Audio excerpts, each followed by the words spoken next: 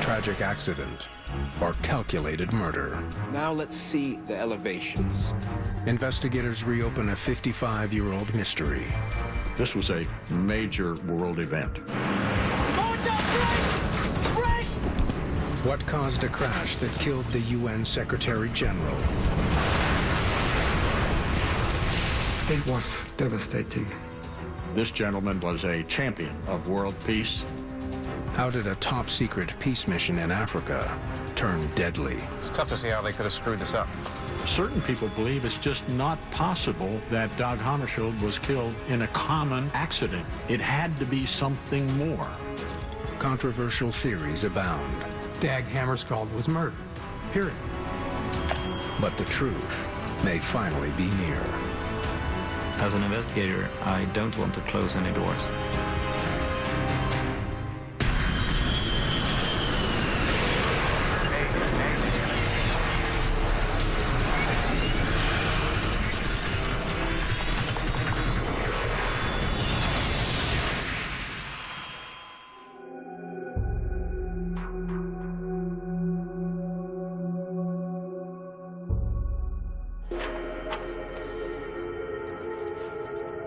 Swedish air crash investigator Sven Hammarberg is entering a world of intrigue and deadly Cold War conspiracies. A special commission reporting to the UN needs him to determine if a 1961 air disaster was an accident or an assassination. The commission knew that I had some experience in that field of old aircraft accidents, so they called me. The pressure is on to get to the bottom of an aviation mystery that's as controversial today as it was 55 years ago. There's a wide range of things that have never, ever been adequately considered. They might not bring the ultimate truth, but it requires to look carefully again. Hammarberg studies the events from the night of the fateful flight.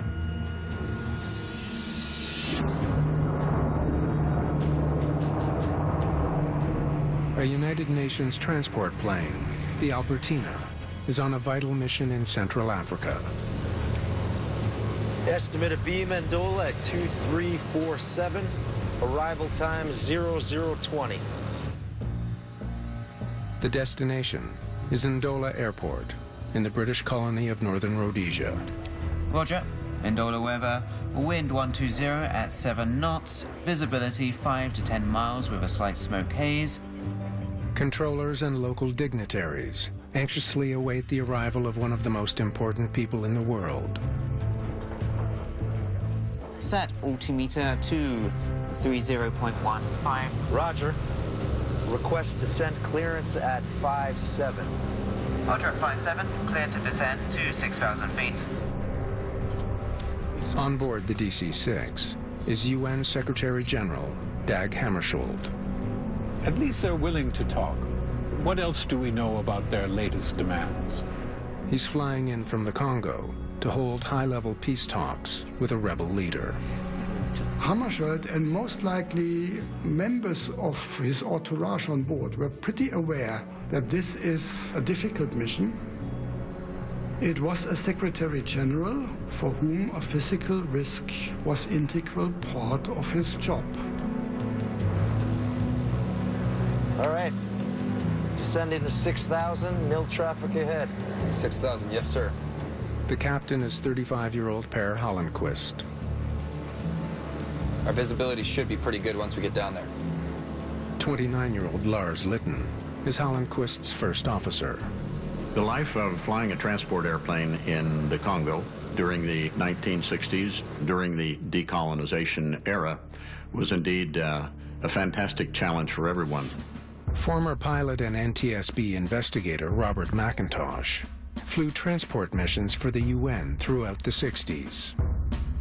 During my time in the Congo, I was probably a lucky guy because there were mercenaries around, and I never found any bullet holes in the aircraft that I was flying. 7,000. All right. Give me 2,000 RPM and 20 inches. Minimum descent altitude? That's 5,000 feet, but we'll have the runway in sight long before then. The flight left the Congolese capital, Leopoldville, a little more than 6 hours ago. For security reasons, it's flown an indirect route to Ndola. They made arrangements in the route of the plane to avoid any unpleasant surprises. Number one, we need to extend the ceasefire. We can't be seen as being the enemy here. To prevent an ambush, no flight plan has been filed, and the pilots have maintained radio silence for most of the flight. The mission is a closely guarded secret.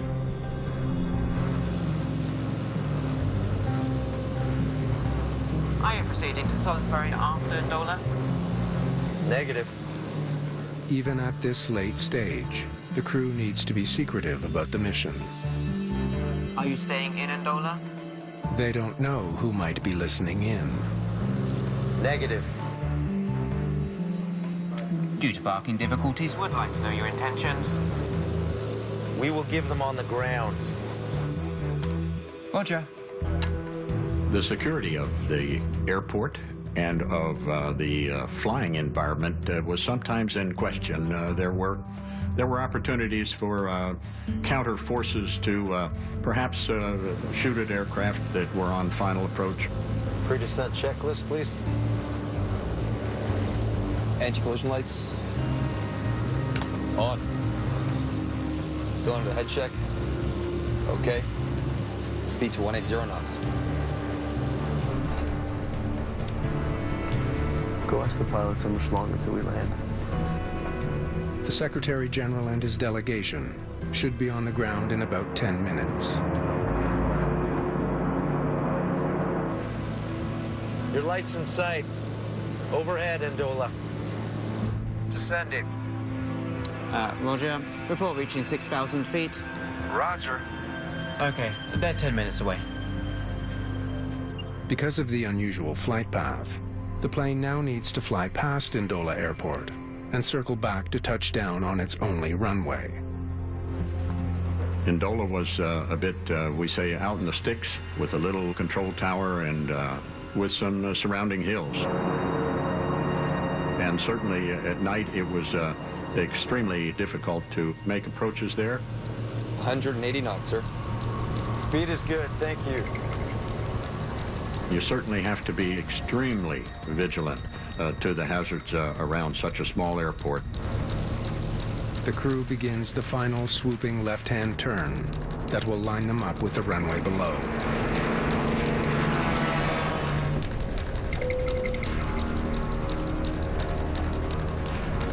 The mission to Ndola is about to begin. A mission that could change the fate of nations. The United Nations Security Council meeting again to deal with the difficult and dangerous Congo situation. It was resolved to call upon Belgium to withdraw her troops from... The Congo in the early 60s was of utmost priority in the Cold War. It was of top geostrategic importance. The Congo recently won its independence from Belgium, but the new nation's southern region of Katanga has declared itself an independent state. A bloody civil war has erupted. And with the world's richest uranium mine in Katanga, world powers, including the US and the Soviet Union, are backing opposing factions. The risk of a global catastrophe is very real. One needs to recall that the nuclear bombs that were thrown on Hiroshima and Nagasaki were supplied with uranium from Katanga. Hammarskjöld hopes to resolve the deadly conflict and help reunite the Congo. And it was amazing that someone of his position would feel he could enter into that combat zone, literally that combat zone, in pursuit of such a mission with such driving force. But that was the kind of man apparently he was. But on the ground in Ndola, controllers are growing concerned. Albertina, Ndola Tower, do you read? The Secretary General's plane is overdue. Where did the aircraft go? Why have we not seen it? Albertina, Ndola Tower, please acknowledge. Where are you? Why am I not hearing from you? That would have been very present in the minds of a controller at that point in time. The controller contacts other airports in the region. Salisbury, Ndola Airport. Have you had any word from the UN Albertina? Nothing at all. Perhaps the Albertina's secret mission has taken it to a different destination at the last minute. Lusaka, Ndola Airport. Have you had any contact with the UN flight? Negative. No contact here. The plane carrying one of the most important men on the planet is missing.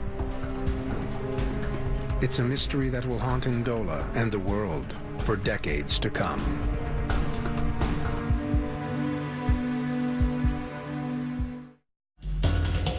By dawn, news of the UN Secretary General's disappearance is spreading fast.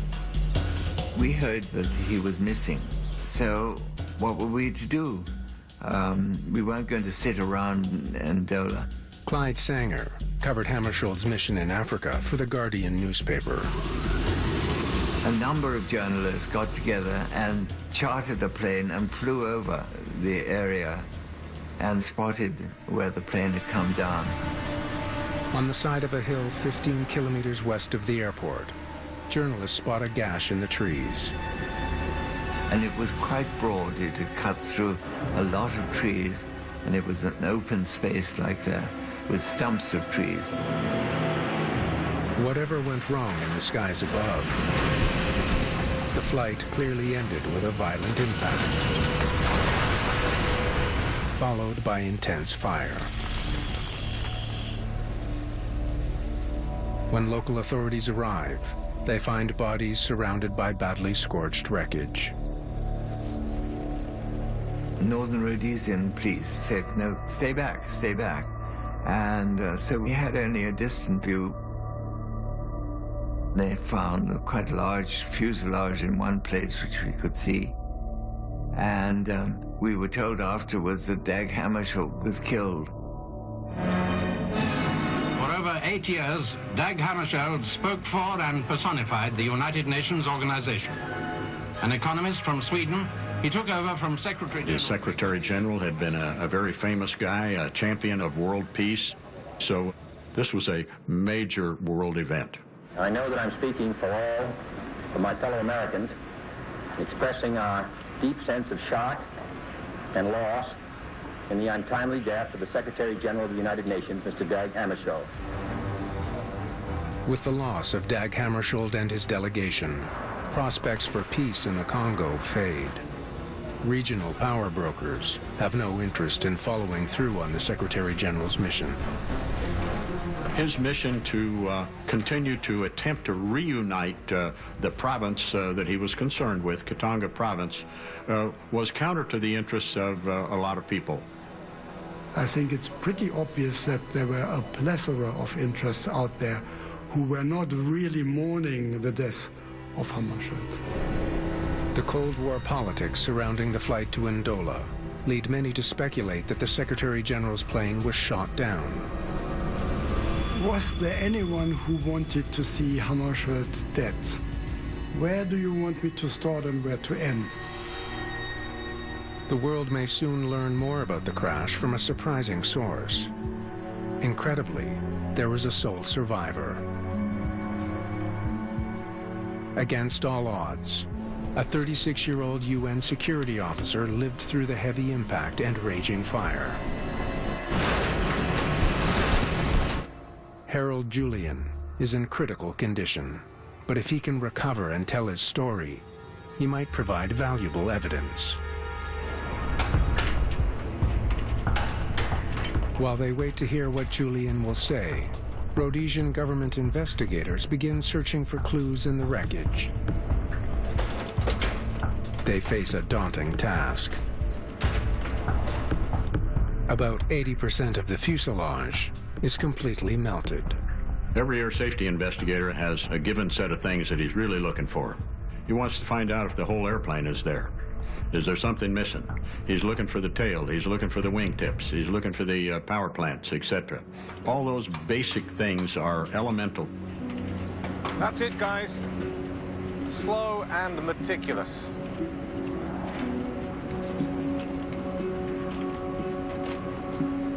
Amidst the burnt wreckage, there are also personal effects.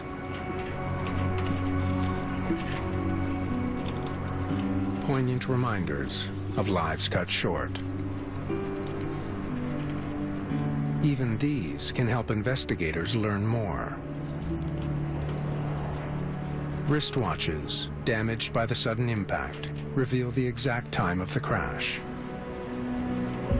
12:13. The Secretary General's plane hit the ground 3 minutes after its last radio transmission. What happened in those 3 minutes?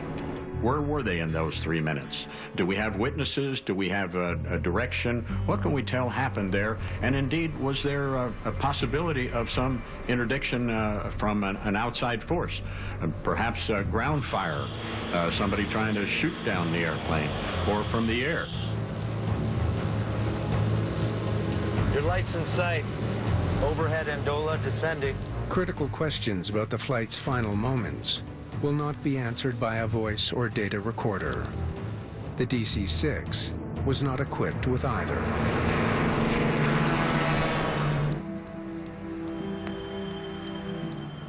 The only chance of getting a first-hand account about what happened rests with the badly injured UN security officer.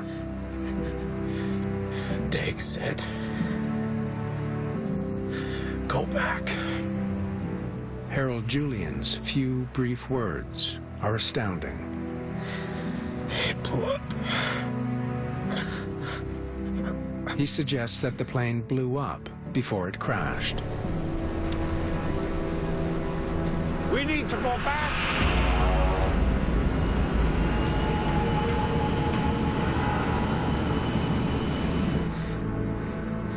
Then there was the crash. He was not in good shape after the accident. He had heavy medicine and so on. So it's hard to measure the value of his statement.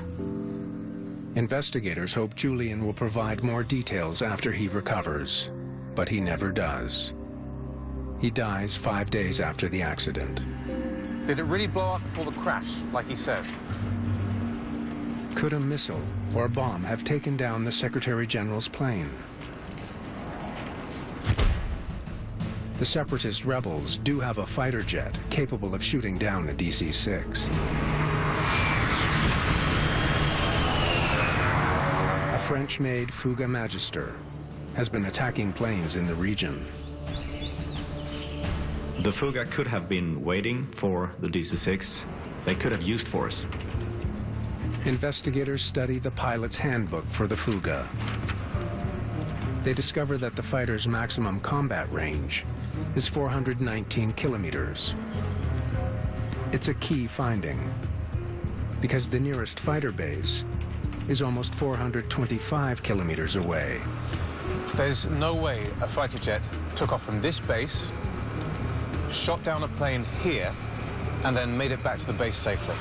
The possibility of a Fouga fighter in the middle of the night finding this aircraft, shooting it down, returning to its base, it didn't fit the conditions that were there on that given night.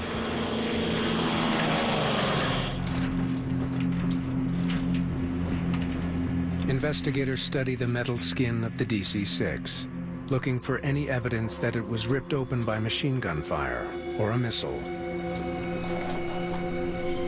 They find none. Going a step further, they test ash from the crash site for the presence of explosives. They tried to look for it. They divided the metal parts in small pieces and so on, and they didn't find anything in that way. What's more, when investigators study key pieces of wreckage from the DC-6, everything points to a plane that was coming in for a routine landing. Gear down, flaps out. These guys were getting ready to land. Flaps 30. Flaps 30. The landing gear was down. The flaps were extended. Okay, speed down to 120 knots. If there had been an attack, they would have wanted to get the heck out of there. And consequently, the evidence just doesn't speak of an attack from ground or air. Despite all the rumors, Rhodesian investigators can find nothing pointing to foul play. The cause of the crash that killed 16 people on a secret UN mission remains a mystery. Going down! Going down! Brakes! Brakes!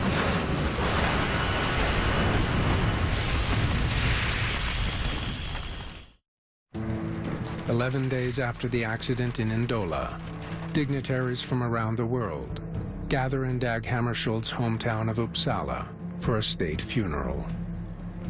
The wreath placed by his family contains a single word: why?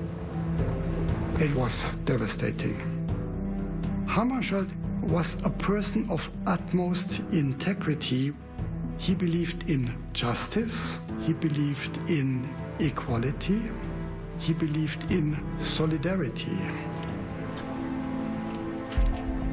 Digging into the Albertina's maintenance records, investigators make a disturbing find. Bullet hole in engine number 2. That's not something you see every day. Just hours before the DC-6 took off for Ndola, the plane was hit by gunfire. There were issues with groups that would fire at aircraft on the ground, trying to disrupt things. Mechanics repaired damage to an engine, and the plane was deemed fit to fly. The discovery leads investigators to wonder. So, just how badly damaged was that engine?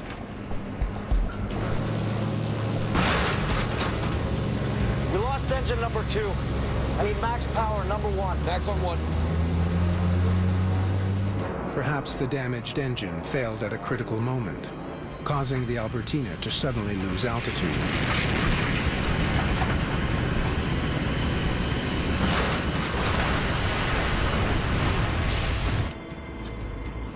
If the theory is right, investigators should be able to confirm it by taking a close look at the propeller blades. We have to check each and every one, see if there was indications of bending on those propeller blades as they entered the forest. These things must have been spinning mighty fast to chart this amount of wood. The damage to the blades leaves no doubt. They were spinning normally when they hit the trees. They are all quite symmetrical and indicative of power plants that were fully operational as the crash took place. Well, it can't be engine failure. The bullet damage to the engine did not cause the crash.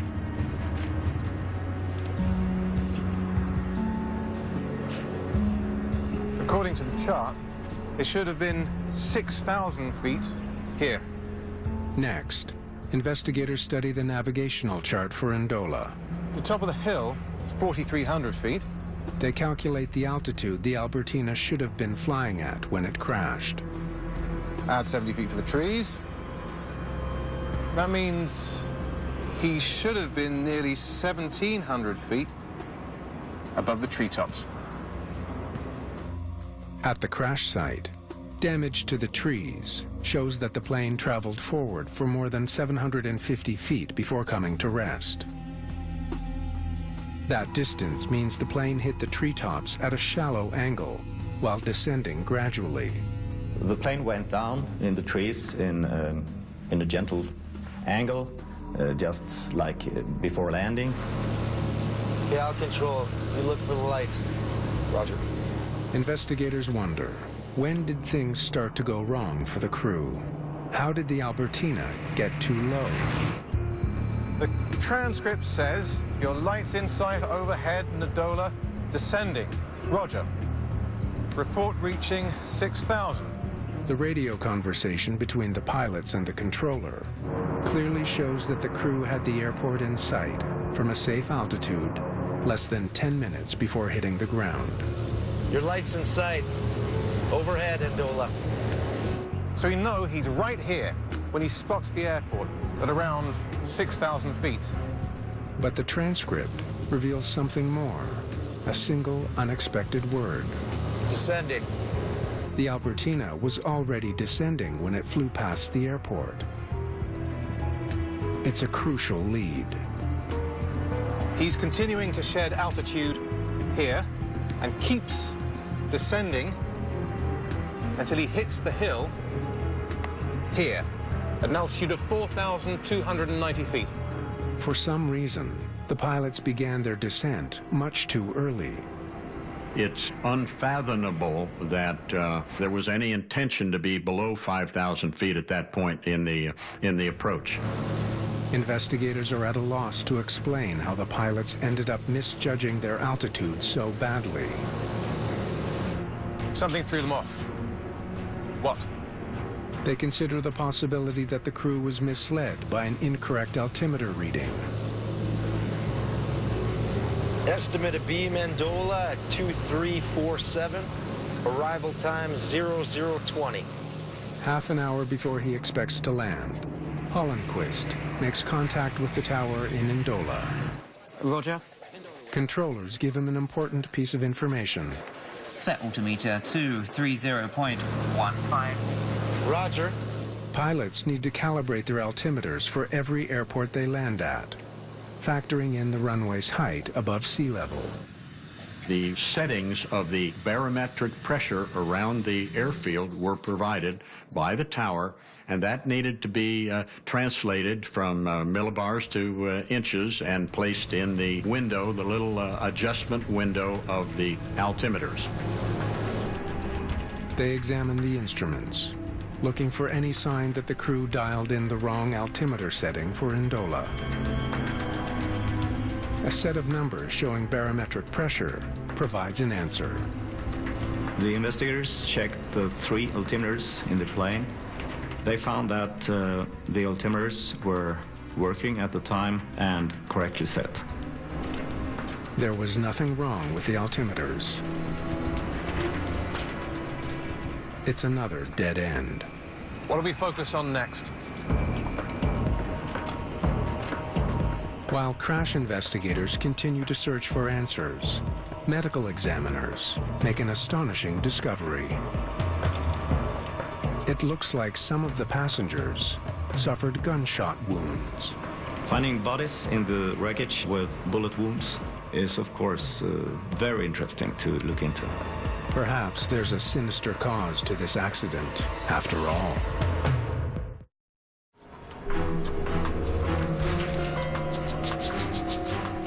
Investigators sift through dirt from the crash site, where a critical UN peace mission ended in flames. They find more evidence of gunfire, shell casings, and a total of 342 bullets recovered from the bodies of the victims or nearby. Were they fired on board the plane or from outside? Investigators need to know. Ballistics experts work to find the answer.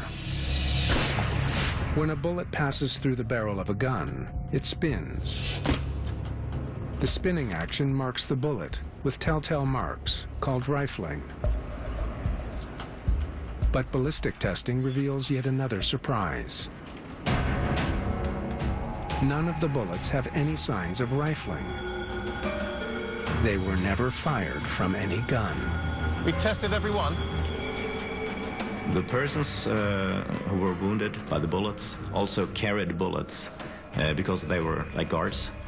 So they had ammunition on them.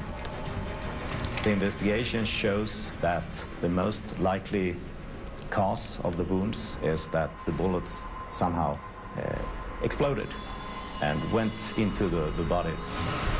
Rhodesian investigators conclude the bullets likely exploded in the heat of the post-crash fire and were propelled into nearby bodies.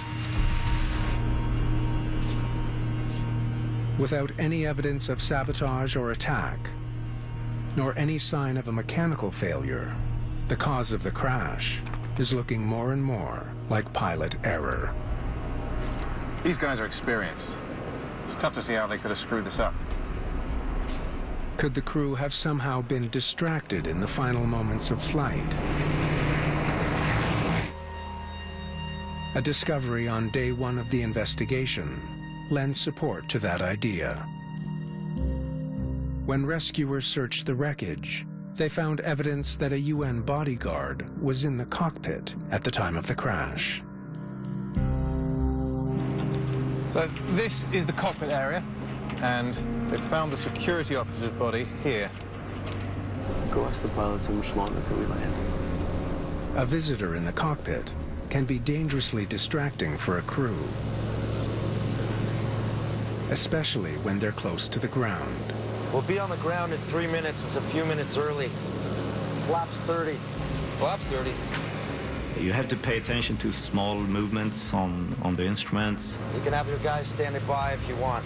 Your attention to detail, to the altitude, your altitude awareness needs to be extremely high. I'll stop short of the terminal. You can have the Secretary General disembark there. The margins are very small. It's a matter of seconds before they hit the ground.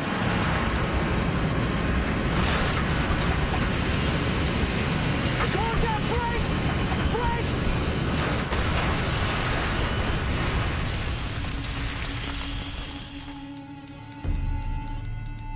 For the Rhodesian investigators, the evidence is clear.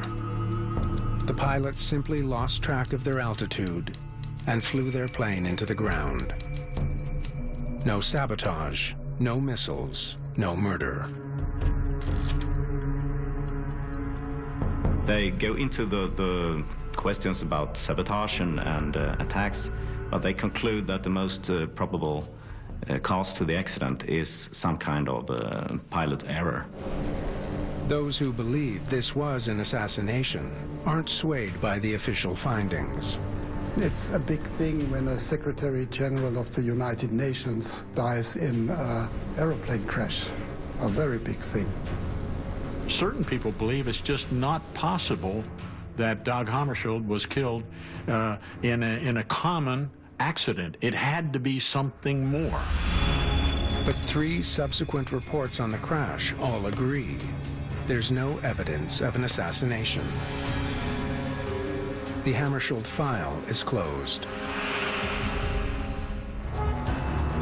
Then, in 2011, 50 years after the crash, stunning new claims come to light. Author Susan Williams interviews Charles Southall, a former U.S. intelligence officer, with an astounding story. Southall was working in a signals monitoring base in Cyprus the night Hammarskjöld's plane went down. I see the transport plane coming low. He claims he heard a remarkable recording. I'm going down to make a run on it. What could be the voice of a pilot launching an attack on the Albertina? Yes, it's the Transair DC-6. There is a possibility that there was a listening station recording the radio transmissions and sending them to the NSA. I've hit it. There are flames, it's crashing.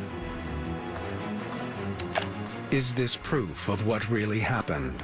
Evidence of a cold-blooded assassination of the UN Secretary General?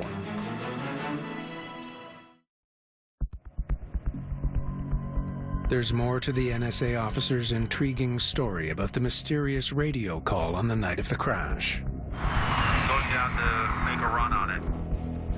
He says the voice on the recording that night was not unknown. It was identified as a notorious Belgian pilot, a mercenary who flew Magister fighter planes for the rebel Katanga Air Force. The night that the plane was actually shot down, I was working a night shift. Paul Abram was also with the NSA at the time, stationed on the island of Crete. He claims he heard a similar radio call. NSA was telling us on a daily basis, these are the places that Hammarskjöld will probably travel, these are the frequencies that the ground stations would be using, Here is the tail number of his plane. The idea being that they wanted to know how close he was to signing a peace agreement, and for us to know exactly where he was going and what he was doing. I'm going down to make a run on it. On September 18th, 1961, the most important chatter came down to, we have the plane in sight. Yes, we've checked. It's the plane. I've hit it. It's going down. The shoot-down theory is given added weight when Williams reviews witness statements that the original investigation discounted as unreliable. They describe a second plane approaching the Secretary General's DC-6 at great speed, guns firing.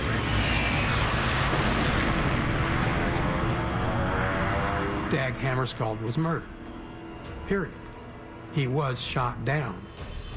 Williams lays out her shocking theory in an eye-opening book called Who Killed Hammarskjöld? The book itself, I think wisely so, stopped short of a definite conclusion. All the book wanted to achieve, and it managed to achieve, is to say there are a lot of questions which are not yet sufficiently answered. The book's stunning claims lead to action. In 2013, Sven Hammarberg joins a new search for the truth, gathering evidence to be presented to the United Nations. My task was to look into the details and see if there were any new information available. And I was asked to evaluate the investigations that had been performed before.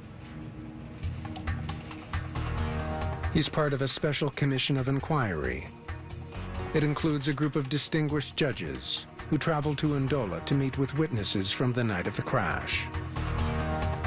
Many repeat their claim that they saw two planes in the air over Ndola.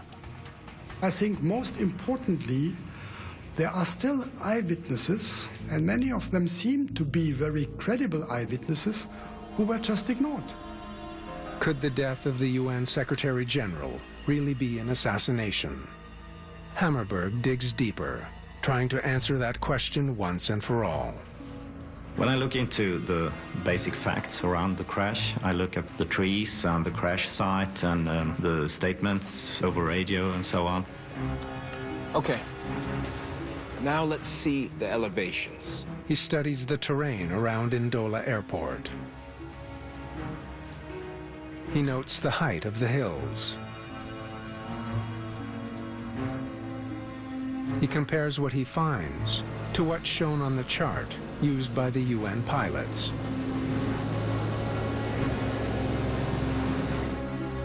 And he makes a shocking discovery. There's a hill here, a hill here, a hill here, but there's nothing marked here. Here, where the crash site is. The Ndola chart does not show any obstacle or higher ground west of the field. The local terrain includes hills west of Ndola that rise to over 4,300 feet, but they're missing from the chart. This hill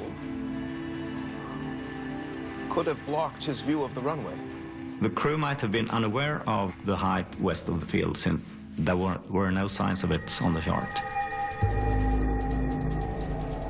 Hammarberg also discovers that members of the crew flying the Secretary General to high-level peace talks had been on duty for 17 of the past 24 hours.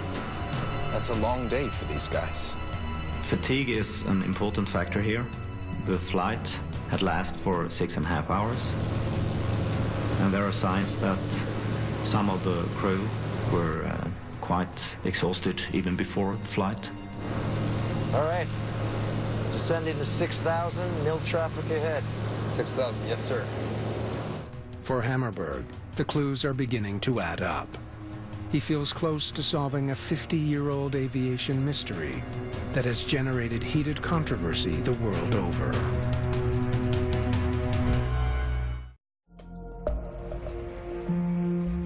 After carefully reviewing all the evidence surrounding the crash of the Albertina in 1961, Sven Hammerberg believes he now knows what went wrong in the final 3 minutes of flight, and it has nothing to do with murder.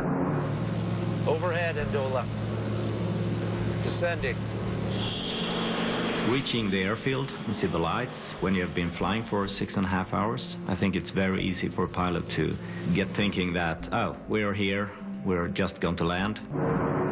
Passing the airport, the pilots descend below the minimum safe altitude of 5,000 feet. 4,500. As they turn back towards the runway, they suddenly lose sight of the runway lights. What the hell? You go into the dark, and then you completely miss your references. And that is a dangerous situation. I don't have the runway in sight. The pilots don't realize that a hill is blocking their view, because the hill isn't on their chart. Losing the visual sight of the airport would cause the pilots to look even further and lose more altitude. Before they even know they're in danger, it's too late.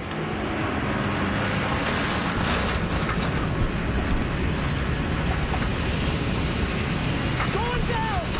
We're going down! Brakes! Brakes!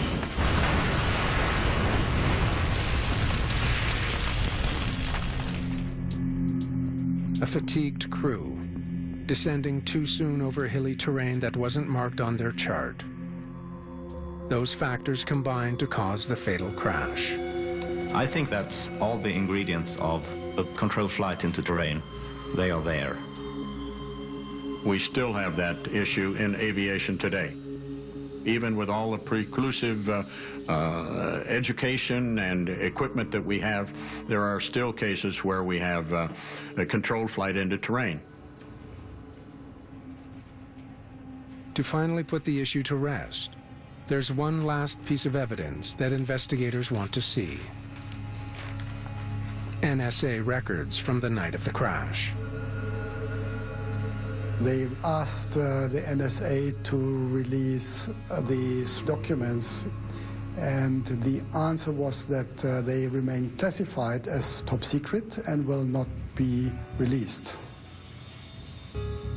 Given my knowledge of the recordings, tape logs, facsimiles, etc., that they have concerning this incident, I'm not the least surprised that they haven't been released. It's just in their nature. It's been more than 50 years since the mysterious crash in Ndola. Without the NSA documents, doubts about the crash still linger, but efforts to uncover the truth continue. For me personally, the biggest reason that justifies all these efforts, that there are still family members, relatives, close colleagues, who still live with the doubt. Though Hammarskjöld died before he could stop the fighting in Katanga, many believe his efforts prevented the conflict from raging out of control.